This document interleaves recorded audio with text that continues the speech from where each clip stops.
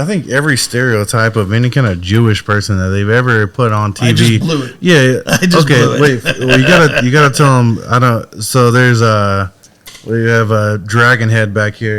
And then there's a bunch of Caymans, Cayman Crocodiles. You gotta tell us about this whole shit. He was telling me about this while I was setting everything up. So I used to rescue Cayman. I don't rescue them. Rescue them like people rescue dogs, but like people rescue dogs, but it doesn't have fur. All right, so here's what happened. Somebody gave me a Cayman once. I liked it.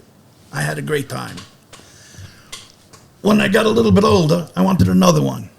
So I went around. I looked. I found somebody who wanted to get rid of theirs because they were going away to college and they didn't know what to do with it. So I got it. Then I get a phone call from somebody who says, listen, I heard that you got a Cayman, that you're able to take care of them. My mother doesn't want me to have it anymore. She needs me to get rid of it.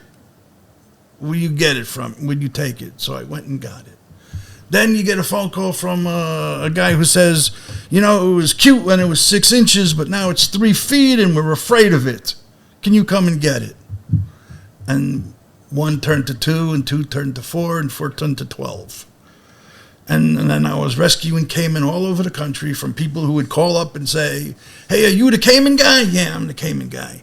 Can you, it's 4 feet long and I'm afraid of it and I had to tape its mouth closed and I haven't untaped it and it's been taped for 3 weeks now and I'm afraid to feed it. And I'd get all sorts of weird stories. And some of these pictures you might even see. I don't know if they're up there. I don't know if any of the bad ones are up there. But we got one where they kept the heat lamp right on the metal frame and they only had the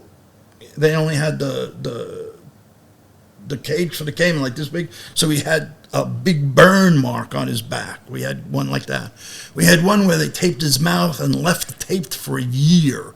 So when we took the tape off, like the skin was falling apart. It had mouth rot. Its teeth were coming off. That might be one of them that's up there right now. I don't know if I can get over to that side. Maybe you can. Can you see this first Cayman here? This one, right? Yeah.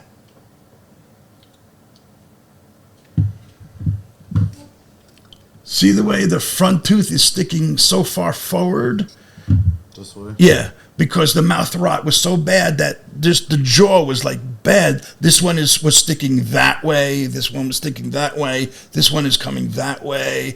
I mean, like they're all like in different areas.